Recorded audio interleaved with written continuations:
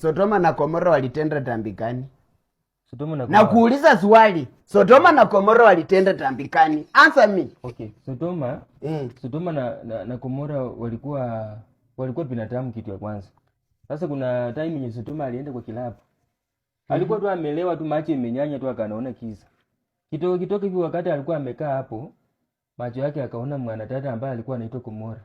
Sodoma akasema, huyu mwanadada sinaweza mnachizi vizuri, kwa sababu hiyo wakati Gomora alikuwa na kiuno mzuri, kiuno yenye ilikuwa inapendeza. Sasa Sodoma akaenda akarusha mistari. Na Gomora akaingia box. Umeona? Sasa walipoingia katika box, wakatoka hapo, Sodoma akampatia shilingi sio 50, ilikuwa 50. 50. Ilikuwa 50, wakarudi kwa nyumba. Toa uniform unipeni fine niende shule. Sababu gani? Toa uniform unipeni niende shule. Kwa sababu you are wasting my money. Sodoma na Gomora walikutana kwa kilabu. Shua aliyempoko. Sodoma na Gomora walikutana kwa kilabu, si ndio? Hapana, nini? Wacha kunibeba kama mfala. Unajua mnaonanga wazazi hatuna akili. Unakuja tu unamtanganya tu.